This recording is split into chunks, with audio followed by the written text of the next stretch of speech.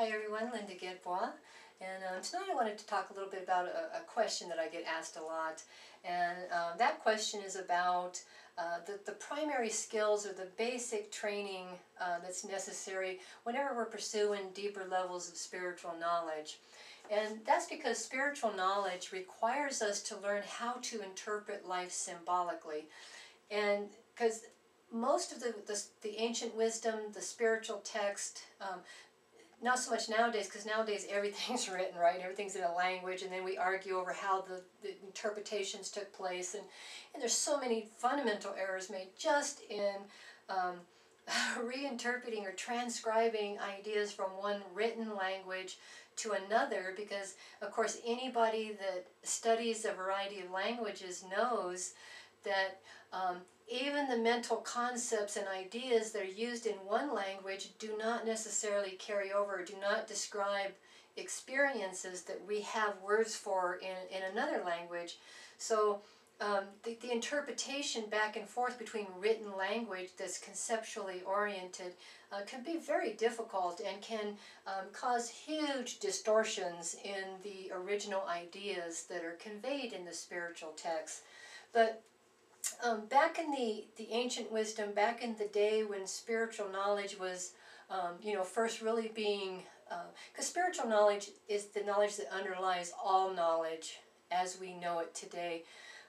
I'm not sure where the idea that, some things are spiritual, some things aren't came along, but we have these concepts of when we're being spiritual and when we're not being spiritual. The fact of the matter is, it's all spiritual, right? We're spiritual, the world's spiritual, everything is comprised of life force energy that basically shapes the material world that is basically what we would refer to as spiritual in nature.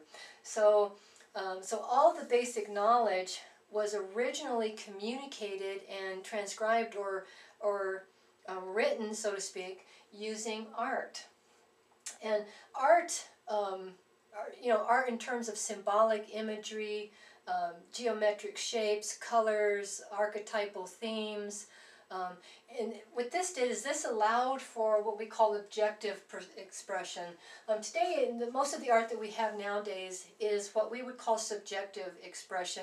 And what that means is that it's based on the expression of an individual who's expressing their feelings or their thoughts about something, and has no bearing whatsoever on what kind, like if an artist just randomly paints a picture as a self-expression, it has no bearing on how the viewer, whether or not the viewer is going to have the same type of experience based on the images, or how the painting affects them as far as expressive sensations that stimulate a response.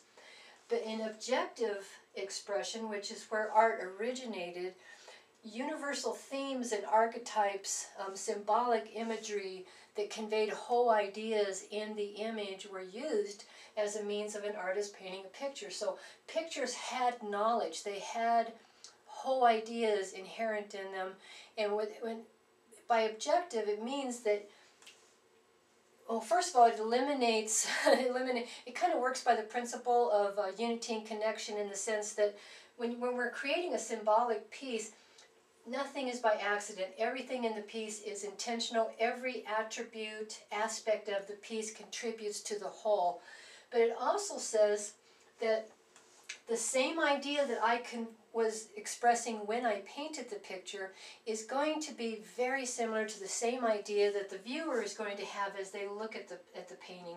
And even though the viewer will naturally interpret the piece through their own, mental and emotional filters to form a kind of a personal interpretation, they're still going to be perceiving and interpreting the same idea. So the objectiveness of the piece carried through, and whole ideas could be conveyed generation through generation through generation. And this was particularly powerful because one of the other major principles in spiritual sciences is that it honors the individual's experience. So, and how it does that is by developing and fine-tuning what we call interpretive skills, by taking archetypal universal themes and learning, and by interpreting them so we have whole ideas, so everybody's on the same idea, but we interpret them through our own personal, emotions, experiences, our cultural conditioning, the specific situation that we're in as it applies to our life. And it also uniquely honors that person as far as their development, where they're at in their stage of development, and what the information or the idea means to them based on that. So it's an ideal growth tool, an ideal way of actually growing people, helping people to gain more and more understanding. And that's why we also say that spiritual knowledge comes in layers, right? You can come across one idea at, say when you're 20 years old, and see something profound in it, and it's really valuable, and it helps you in whatever you're going through at that time in your life, and you think you've learned that idea. I love it when people say that. Well, yeah, I've learned that one. It's like, so you come along, and now you're up here, and you're 34 years old, and you're in a whole different stage of your life, a whole different maturity level, and you're having another experience, and you're encountering the same lesson, except now you either see deeper into it, or it has a unique meaning based on the circumstances that you're in now, your level of development, your maturity, all the other understanding that you've acquired up to this point that you're now using to re-look at the same body of work and form a brand new interpretation of it that is ideal for 34 years old and this life circumstance.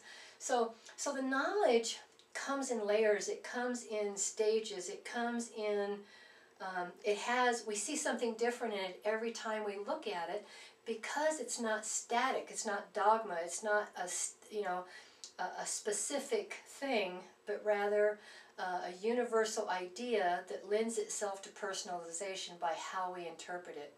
And of course, this is also extremely important in terms of the times that we're in right now.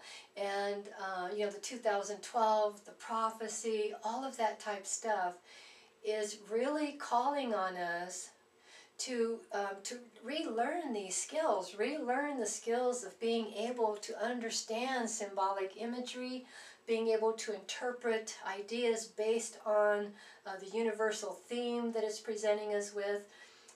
Because, just to give you a quick idea of what I mean, the 2012 Mayan prophecy, for example, we've interpreted it, okay, in their culture. What people don't seem to understand is in their culture, they didn't even have a word for time, even though they were the most ingenious timekeepers ever in history. They have the most accurate calendar of anybody else, even in this day. But they had no concept of time in their everyday lives. They didn't even have words for it. And when they evolved out and scattered and went out and became the Native Americans had the same attitude. They didn't have words for yesterday or tomorrow. They lived in what we call the eternal now. And their prophecy states, okay, now you have to look at it from their language, their perceptions, what time meant to them. It states the end of time. It doesn't state the end of the world. It doesn't state the mass destruction. That's not what it says. And I think if that's what it meant, that's probably more of an idea that it would convey. So it creates a kind of mystery that causes us to, we need to be able to interpret it in order to gain the teaching or to gain the prophecy, or understand what it's telling us is coming, what it's telling us about what's happening in the world, so that we can interpret it personally to benefit us the most in our lives, in our situation, and in a way that we know what to do, we know how to direct our behavior as a result, and that type stuff. But so the basic skills, the very first thing that we learn when we're coming in to study spiritual knowledge is the law of correspondences, or law of analogies, as it's called sometimes, and being able to interpret a whole series of correspondences, or understand that the principle of like begets like, or identifying things that all have a like nature. And so that's what I wanted to kind of address, because that's very confusing to a lot of people. They come in to study spiritual knowledge, and they think it's about reading a book or talking about conceptualized ideas. And it's really not. That's just one aspect of it. That's the speaking, talking, writing thing that we like to do so much. But it's really about engaging the right hemisphere and the superconscious to take whole ideas, archetypal ideas, and to be able to intuit them and bring them into conceptual expression by using our, all three parts of our mind, or the whole system, in the way that it's designed to be used. So anyway, I just wanted to kind of to point that out, or to kind of address that question, because the basis for all the spiritual teaching that we do at Creative Transformations is it does honor the personal experience by teaching interpretive skills, perceptual skills, so that you can kind of form your own, everybody has their own take kind of on the same universal ideas.